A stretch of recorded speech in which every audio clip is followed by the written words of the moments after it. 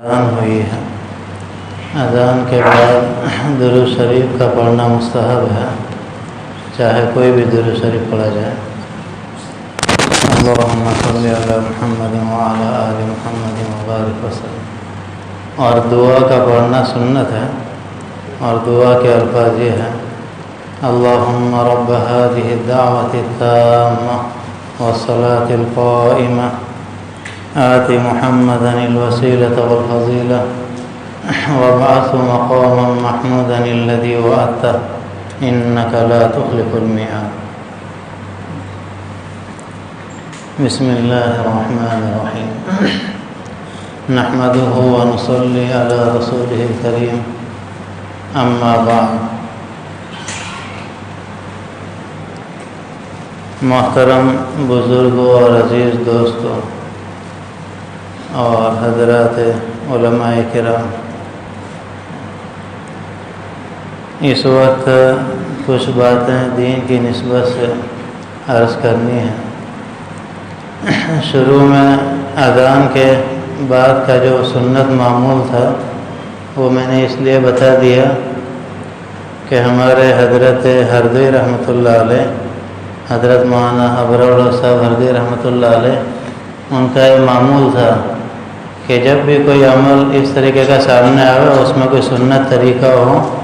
تو حضرت فوراً اس کی عملی مشق بتا دیتے تھے، عملی طور پر کہ اس وقت کیا کرنا ہے۔ چنانچہ اس وقت اذان ہی کا عمل ہمارے سامنے ہوا، اس لیے میں نے مناسب سمجھا کہ چلو اس کے بارے میں بھی جو سنت چیز ہے وہ ہمارے سامنے آ جائے۔ اگر اس پر عمل ہوتا رہے تو ایک ایک سنت آدمی کی روحانی اور باطنی ترقیات کے لیے بڑی ہی مفید ہے، اور سنتوں کے اہتمام کا ہمیشہ بزرگوں نے اس کی طرف خاص توجہ دلائی ہے۔ اس وقت کیونکہ دین کی نسبت سے تو بہت سارے پہلو سے باتیں ہیں، لیکن مجھے جو اس وقت بات عرض کرنی ہے وہ یہ کہ ہمارے جتنے بھی اعمال ہوتے ہیں، جو دین کے اعمال، وضو ہو، نماز ہو، کھانا سونا تو آدمی کی ایک طبعی ضرورت ہے،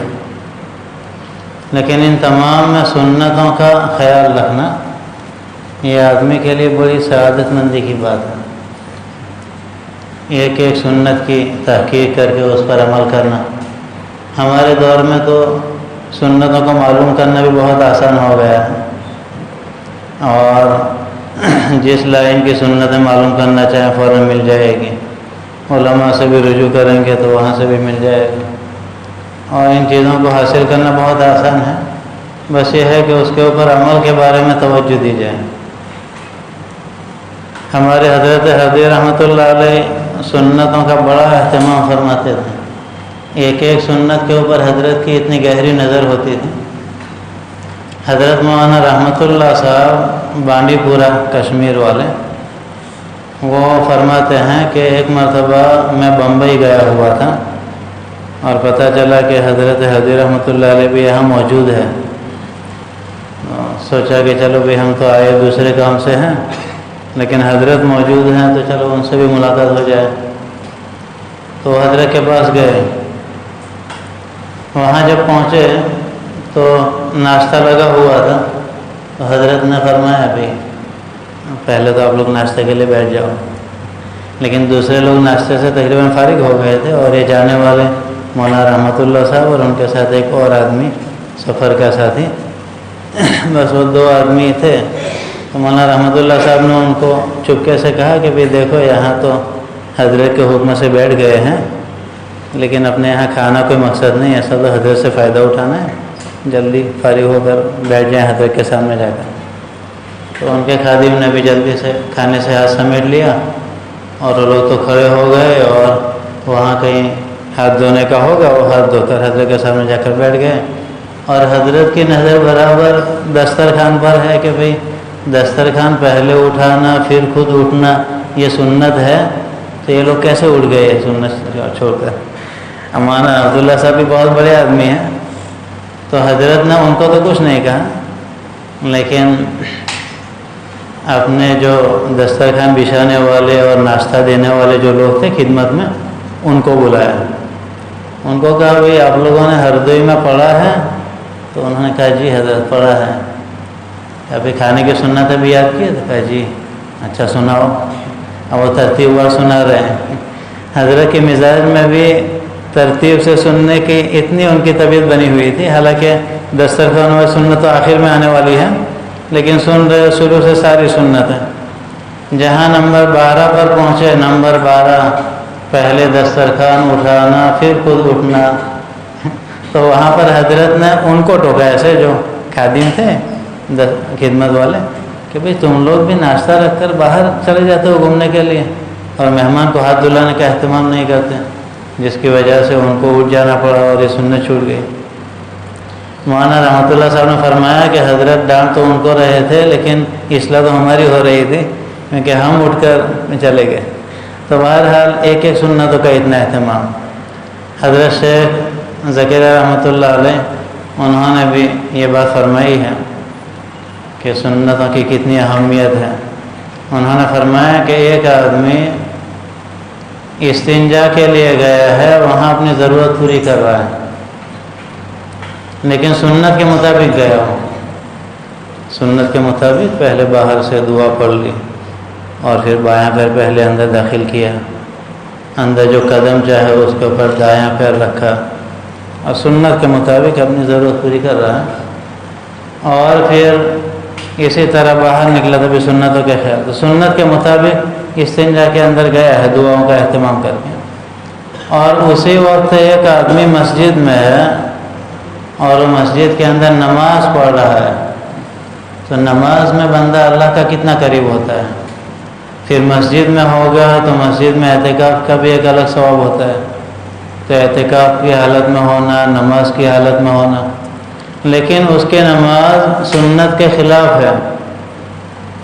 رکوع سجدہ سنت کے مطابق نہیں کر رہا ہے، تو حضرت نے فرمایا کہ دونوں آدمی کا جو عمل ہے، ایک وقت یہ مسجد میں 2 رکعت پڑھ رہا ہے، اسی وقت دوسرا آدمی استنجا خانے میں اپنی ضرورت پوری کر رہا ہے، لیکن اللہ تعالیٰ کا زیادہ قرب اور اللہ کے زیادہ نزدیکی وہ حاصل کر رہا ہے جو استنجا خانے میں، کیونکہ وہ سنت کے مطابق گیا ہے اور سنت کے مطابق اپنی ضرورت پوری کر رہا ہے۔ تو سنت والا عمل اللہ تعالیٰ کو اتنا محبوب ہے اور پسندیدہ ہے کہ وہ اللہ کے وہاں گویا قبول ہی ہو جاتا ہے۔ بعض چیزیں ہوتی ہے بازار سے جب ہم خریدتے ہیں تو اس کی تحقیق کر کے، اور اس کے اوپر کوئی خاص مارکہ ہوتا ہے تو بھی دیکھ کر لاتے ہیں کہ بھئی یہ مارکہ ہوگا تو اس میں دھوکہ نہیں ہوگا، چیز اچھی ہوگی، پھر اس چیز کو گویا ہم قبول کر لیتے ہیں، لے لیتے ہیں، اور بس اتنا ہی، مہر دیکھ کر گویا لے لیا، حالانکہ وہ کھول کر ہم نے بھی نہیں دیکھا کہ اندر کیا بھرا ہوا ہے کیا ہے، لیکن مہر کے اوپر اعتماد ہے کہ بھئی یہ مہر لگا ہوا ہے، یہ چیز اصلی ہوگی، چلو لے لو۔ اسی طرح اللہ تعالیٰ کے یہاں ہمارے جو اعمال ہیں، ان اعمال میں سنت کا مہر اگر لگ گیا ہے تو بس فوراً قبول ہو جاتا ہے، سنت والا مہر۔ لہذا ہمارا وضو، نماز، یہ ساری چیزیں سنت کے مطابق ہوں۔ حضرت حضرت اللہ مرکزہ نے ایک بات یہ فرمائی کہ ساری سنتوں پر عمل کرنے کے لیے جس کے دل میں ایک شوق اور طلب پیدا ہو جائے، کیونکہ طلب اور شوق ہوگا تو پھر آدمی خود ہی ان چیزوں کو سیکھ لے گا، تو اس کے لیے بھی حضرت نے 3 سنتوں کو الگ سے منتخب کیا، فرمایا کہ ان 3 سنتوں پر اگر کوئی عمل کر لے گا، 3 سنتیں بس وہ مجھے اس وقت بیان کرنی ہے، تو وہ انشاءاللہ اس کے دل میں دوسری سنتوں پر عمل کرنے کا شوق بڑھے گا، دوسری سنتوں پر عمل کرنا آسان بھی ہو جائے گا۔ بس 3 سنتوں کے اوپر خاص اہتمام سے آدمی عمل کریں اور ایک معمول بنا لیں۔ اور بعض مشائخ نے فرمایا کہ کسی بھی عمل کو برابر 40 دن آدمی اہتمام سے کریں، اس کے بعد اس کے فوائد ظاہر ہوتے ہیں، اس کی عظمت دل میں بیٹھتی ہے۔ اس لیے 2-4 دن کر کے ہم انتظار کریں کہ کیا کچھ آتا ہے، ایسا نہیں، اور برابر لگے رہنا پڑتا ہے، اور برابر کم سے کم 40 دن تک تو پوری پابندی اہتمام سے، ورنہ اس ہماری نیت تو ہمیشہ ہی عمل کرنے کی ہوگی۔ ایک سنت ہے سلام، اس میں بہت کوتاہی ہو جاتی ہے۔ سلام میں پہل کرنا اور کثرت، یعنی ہر ایمان والے کو سلام کرنا، جس کے بارے میں پتہ چل جائے کہ بھئی ایمان والا بھائی ہے۔ ہاں، اگر ایمان والے بھائی کی بھی اگر وضاحت اچھی نہیں ہے تو کبھی کوئی آدمی پہچانے ہی نہ ایمان والا ہے تو وہ تو ظاہر ہے کہ پھر کیسے سلام کرے گا وہ جب نہ پہچانتا ہو۔ لیکن چاہے جیسے بھی وضاحت میں ہم کو پتہ چل گیا کہ ایمان والا ہے تو سلام کرنے میں پہل کرنا ہے۔ اس میں کچھ مسائل ہے لیکن اس میں ابھی میں اندر نہیں جاتا ہوں، ورنہ تو بہت ساری لمبی باتیں ہیں، لیکن یہاں مختصر سنت کو شمار کرانا ہے کہ ایک سنت ہے سلام، سلام میں پہل کرنا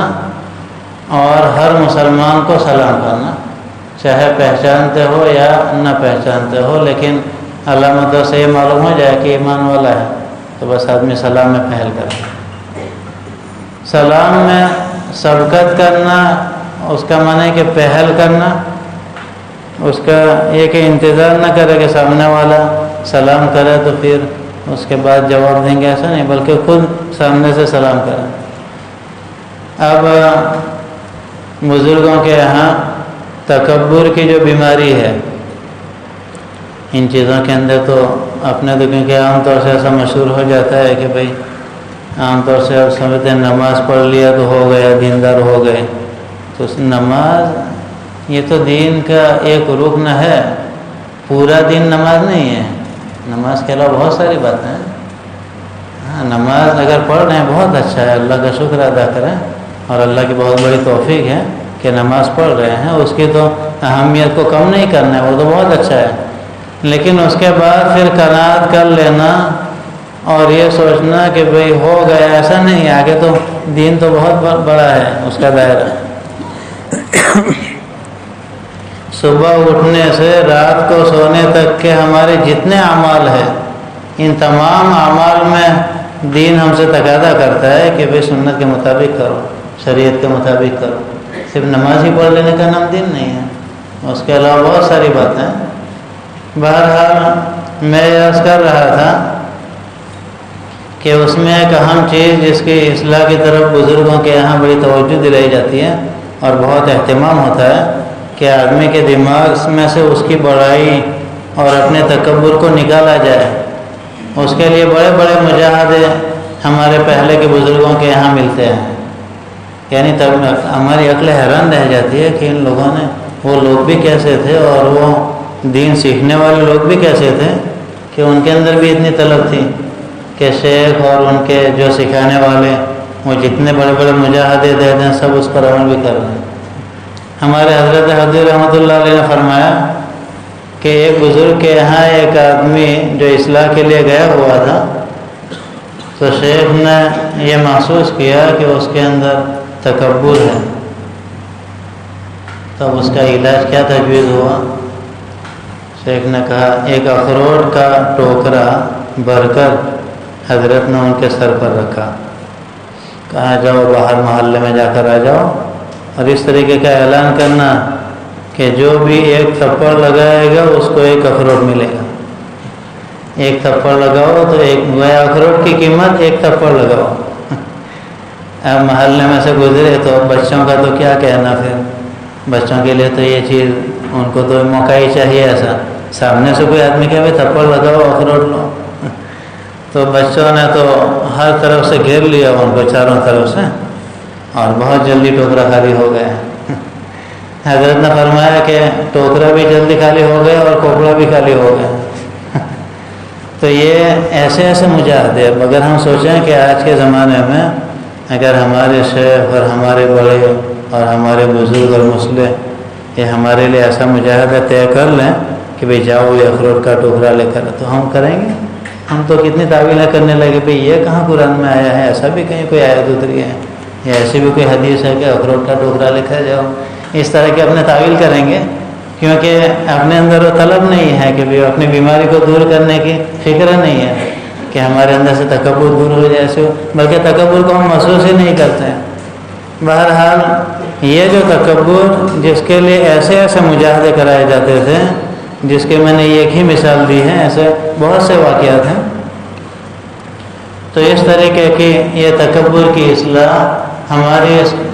یہ سلام والی سنت میں بہت آسانی سے ہو جائے گی۔ سلام میں سبقت کرنا، اس بارے میں حدیث میں آتا ہے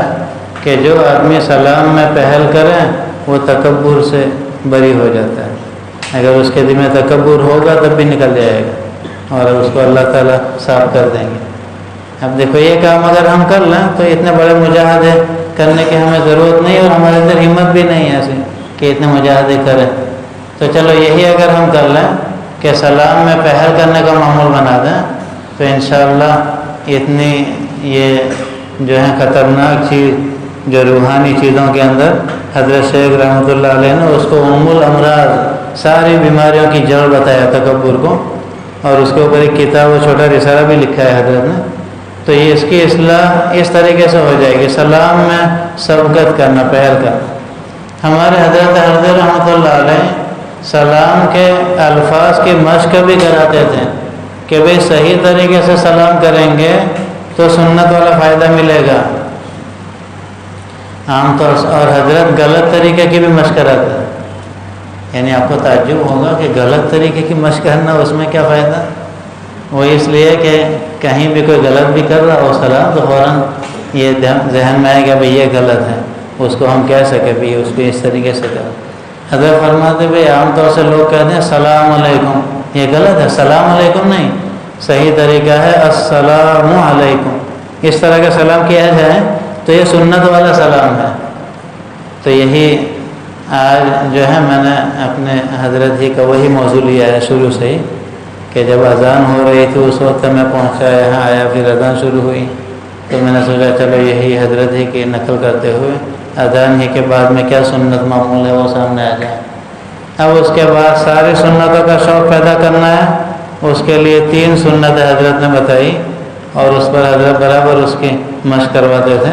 ان میں سے ایک سلام، دوسری چیز ہے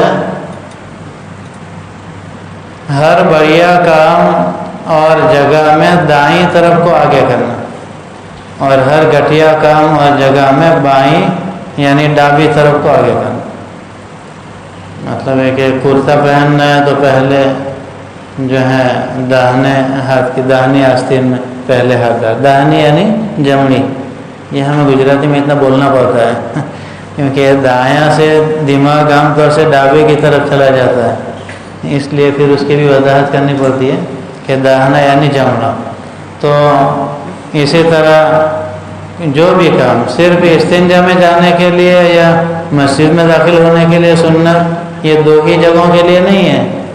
بلکہ جہاں پر بھی کتاب پکڑنی ہو دائیں ہاتھ میں، جوتا پکڑنا ہے بائیں ہاتھ میں، اس طریقے سے، اور اس پر برابر مشق ہوتی رہے۔ اس کا کیا فائدہ ہے یہ بھی ایک باتیں ہیں، لیکن اب وقت پورا ہو جائے گا اور وقت پر بات پوری کرنا بھی ضروری ہے۔ ایک تیسری چیز بھی آگے بتانی ہے، اور تیسری سنت ہے ذکر اللہ کی کثرت رکھنا۔ اس کا مطلب یہ ہے کہ جن نمازوں کے بعد کے جو اذکار ہے، حضرت وہ 3 طرح کا ذکر بتاتے تھے۔ نمازوں کے بعد کی جو سنت ہے، جو سنت پڑھنے کی چیزیں مسنون، اور ایک دن بھر کا ایک ذکر ہے، اور ایک چلنے پھرنے کا، تو 3 طرح کے ذکر عام طور سے بتائے جاتے تھے۔ نمازوں کے بعد کے ذکر میں ہم لوگوں سے بڑی کوتاہی ہو جاتی ہے۔ نمازوں کے بعد استغفر اللہ الذی لا الہ الا هو الحی القیوم واتوب الیہ 3 بار، آیت الکرسی، سورہ اخلاص، سورہ فلق، سورہ ناس 1 مرتبہ، اور تسبیح فاطمہ سبحان اللہ 33 بار، 33 بار الحمدللہ، 34 بار اللہ اکبر، اور اس کے بعد تھوڑی دیر 1 منٹ کے لیے آدمی دعا بھی کر لیں۔ تو یہ چیزیں 5 نمازوں کے بعد کا ایک معمول ہونا چاہیے، اور پڑھنے کے طریقے سے پڑھنا چاہیے۔ حضرت شیخ یونس صاحب رحمۃ اللہ علیہ نے درس میں یہ بات کئی مرتبہ فرمائی کہ ایک آدمی کا معمول تھا کہ ہمیشہ وہ تسبیح فاطمی پڑھتا تھا، لیکن اب کیسے پڑھتا تھا وہ تو بعد میں آ رہا ہے۔ اس نے خواب میں دیکھا ایک مرتبہ کہ میدان ماشاء قیامت قائم ہو گئی ہے، ایسا خواب میں دیکھا۔ اور ایک جگہ تسبیح فاطمہ کا ثواب تقسیم ہو رہا ہے، گویا کاؤنٹر لگا ہوا ہے، تسبیح فاطمی پڑھنے والوں کو ثواب مل رہا ہے۔ اس آدمی کا کیونکہ ہمیشہ کا معمول تھا پڑھنے کا، اس لیے وہ بھی لائن میں کھڑا ہو گیا، لیکن سب کے نام آ گئے اور وہاں تو دفتر بند کرنے لگے فرشتے۔ اس نے کہا بھی میرا ہمیشہ کا پڑھنے کا معمول ہے، میرا نام نہیں آیا۔ تو انہوں نے کہا کہ یہاں تو سنت کے مطابق جو پڑھنے والوں کو ثواب دیا جائے۔ انہوں نے پوچھا بھی تمہارا کیا معمول ہے، کیسے پڑھتے ہو؟ اس نے کہا میں سبحان اللہ، الحمدللہ، اللہ اکبر تینوں 100 بار پڑھتا ہوں۔ انہوں نے کہا فرشتوں نے کہ نہیں، یہاں تو سنت کے مطابق پڑھنے والوں کو ثواب دیا جائے، تو سنت کے مطابق یہ پڑھا جائے۔ بعض مشائخ نے فرمایا کہ آدمی کے باطنی ترقی اور روحانی تربیت کے لیے، جس میں گناہوں سے بھی حفاظت ہو جائے، اس کے لیے تو تسبیح فاطمہ بھی کافی ہے اگر آدمی توجہ سے پڑھے۔ لیکن عام طور سے جو ہمارا پڑھنا ہوتا ہے بس اتنا بہت جلدی ہوتا ہے، کچھ پتہ ہی نہیں کیا پڑھا، حالانکہ پڑھنے کے طریقے سے ہوگا سبحان اللہ سبحان اللہ سبحان اللہ۔ امام کی دعا کے ہم تابع نہیں ہیں، ہمارا جب وظیفہ پورا ہوگا، امام کا جب پورا ہوگا وہ دعا کر لیں گے۔ دعا تو ہر ایک کا اپنا الگ الگ عمل ہوتا ہے۔ بعض لوگ جو ہے امام کی دعا کی اقتدا کی وجہ سے کبھی بہت جلدی بھی کر دیتے ہیں، تو یہ کوئی ضروری نہیں ہے، وہ تو ہر ایک کا پڑھنے کا اپنا اپنا انداز۔ اگر وہ ان کی عادت جلدی بھی پڑھنے کی ہو اور پڑھ بھی لیں تو وہ بھی ہو سکتا ہے، کوئی ضروری نہیں۔ ایسا بھی نہیں کہ بہت جلدی پڑھنے والے صحیح نہیں پڑھتے، وہ صحیح بھی پڑھیں گے، جلدی بھی پڑھیں گے، مشق ہوگی، ان کا ہو گیا، اس سے ضروری نہیں ہے کہ ہمارا بھی ہو ہی جائے۔ اگر ہمارا نہیں ہوا تو اتنا پورا کر کے پھر آدمی دعا یا کچھ اور معمول میں لگے۔ اللہ تعالیٰ ان متفرق باتوں پر ہمیں عمل کی توفیق عطا فرمائے، سنت کی مکمل اتباع کرنے کی توفیق عطا فرمائے۔ جن حضرات کی سنت تقریباً باقی ہے